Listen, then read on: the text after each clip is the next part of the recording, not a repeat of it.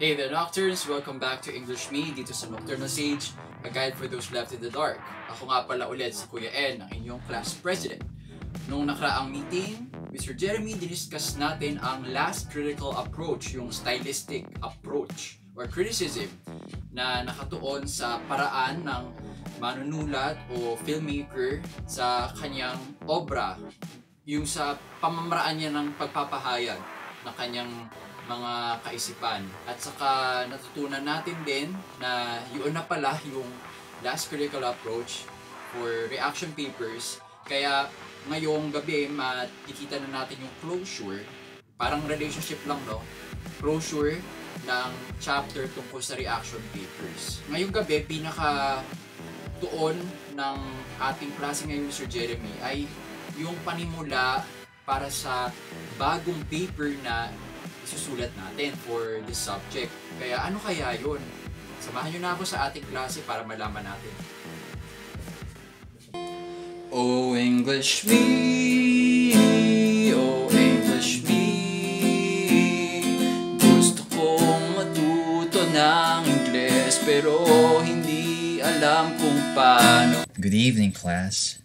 Last time we talked about writing the reaction paper and we took with us some key learnings. Now, for the first one, we learned that writing a reaction paper entails knowing your critical approach. What method are you using? Is it the stylistic approach or criticism? Is it the sociological approach, psychological? And once you've identified that, you may begin extracting key points from any other source material you've read or simply ideas that support your approach. And then you can proceed to strengthening your claims by citing examples or evidence from the film or written work that you're evaluating. And finally, provide a balanced view, a balanced, good mix of positive and negative comments regarding the work. And once you've done so, you shall have written an effective critique. Now, I have a task for you to do.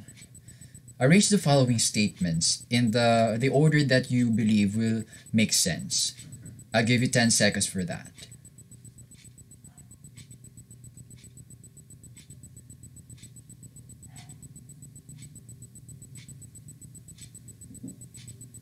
Done?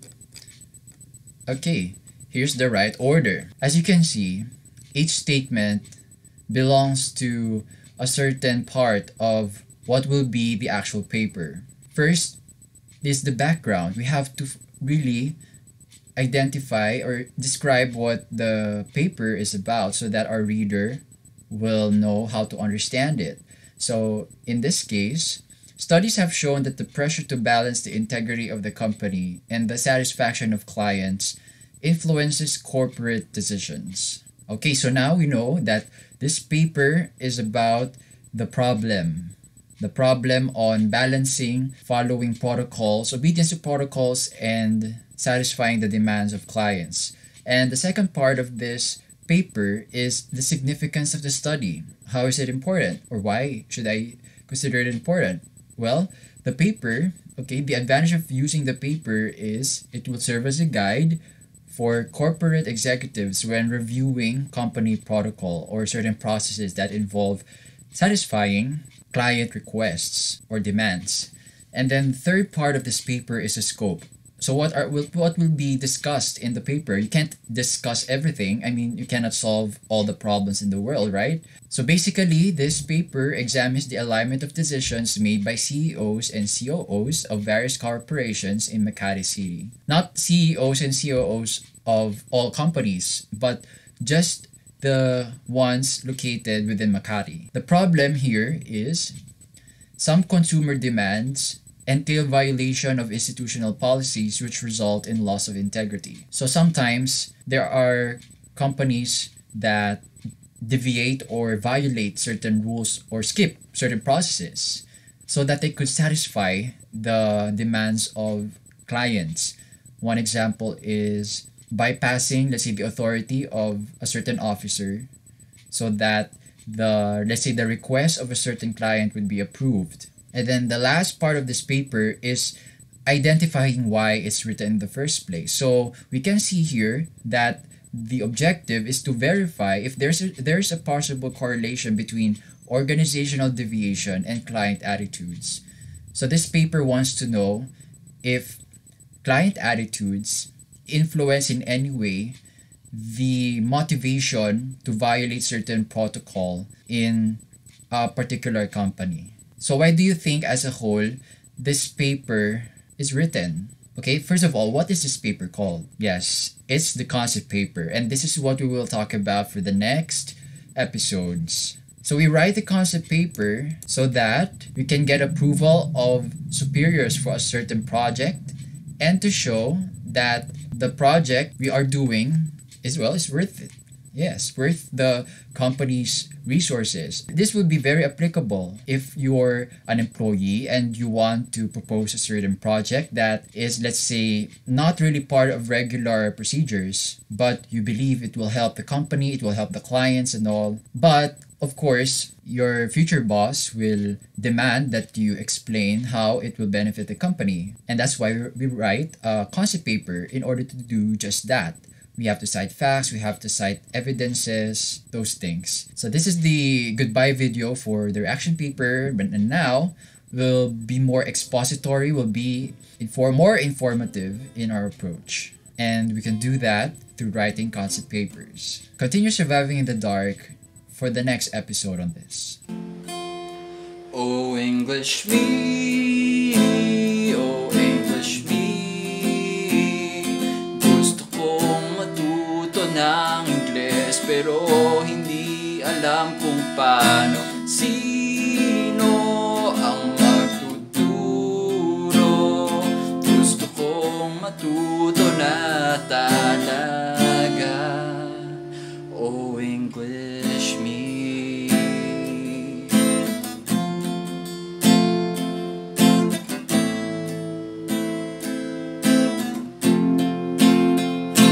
Correction tape for the night. Actually.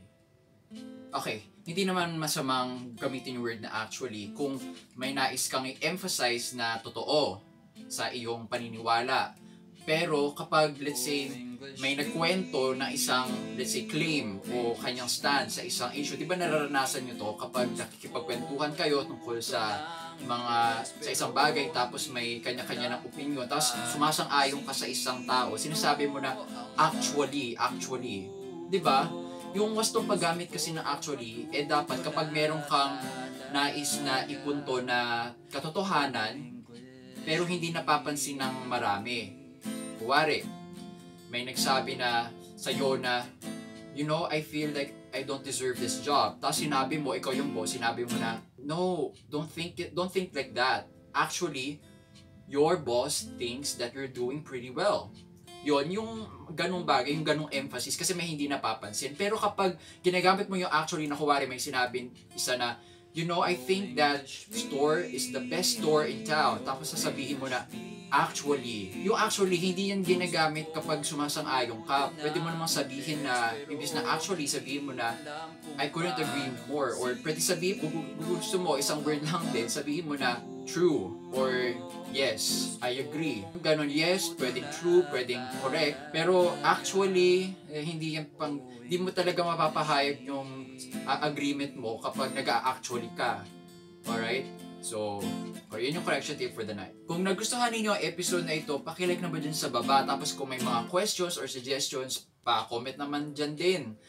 I-share nyo naman ang video na to. Mas maganda yung buong playlist nga sa mga kakilala ninyo nagtitake ng English for academic and professional purposes dahil alam nyo naman na sa panahon ngayon ay kanya-kanya ng diskarte sa paghahanap ng reliable references. At mag-join naman kayo ng Nocturnal Space. Yung link nasa baba kung nangangailangan kayo ng outlet nang hindi kayo nahuhusgahan kasi kapares nyo naman ng pag-iisip yung mga miyembro doon. Saka, sa lahat mag-subscribe at itap nyo yung notification bell sa baba para maging updated kayo sa mga bago naming release. New episodes every Tuesday at 8 p.m. Ang Nocturnal Sage ay nakatuon sa 4 na larangan. Una ay self-conquest. Kung ikaw ay naghahanap ng paraan kung paano mo mapaprocess yung mga nararamdaman mong emosyon, yung mga negative emotion, sadness, anger, ganon, pwede ka namin bigyan ng tips sa kung paano mo pwede gamitin ang iyong introspection para gawin yon. walang medical prescription to disclaimer lang. Pangalawa ay communication. Kung ikaw ay naghahanap bukod sa pagsulat at pagbasa ng English, naghahanap ka ng mga advice tungkol sa pagsasalita in front of a large crowd, kahit online meeting yan, applicable pa rin yung public speaking. Kasi di ba umaabot minsan ng 100 yung mga listener. So, pwede kaming gumawa ng panibagong playlist para sa oral communication. Basta dagdagan nyo lang yung pagmamahal. Alam nyo naman anong klaseng pagmamahal yung kailangan ng anumang channel, di ba? Kaya ganon. Dagdag suporta, patuloy na pagsuporta. Yun. Saka, bukod sa communication, meron kaming leadership. Kung ikaw ay bagong student council officer or bagong promote sa trabaho, pwede ka na bigyan ng tips sa kung paano humawak ng mga empleyado ng hindi masasagasaan, o kung masagasaan ka man, malalaman mo kung paano depensahan sarili mo. Pang-apat ay expansion. Kung naghahanap ka ng self-fulfillment na hindi mo matatagpuan sa pagkakaroon ng mataas na grade o mataas na sweldo o sahod, sa expansion series na balak din namin gawin, pwede ka namin bigyan ng tips sa kung paano hanapin yung sarili, kung anong activity yung para sa'yo, at bukod doon, ano yung mga skills na kailangan mo pagtuunan ng pansin. Kasi hindi naman lahat ng skills ay kailangan sa isang trabaho. Salamat muli sa panonood. Ako si Kuya N. Kita-kits sa susunod na episode ng English Me dito sa Nocturnal Sage, a guide for those left in the dark.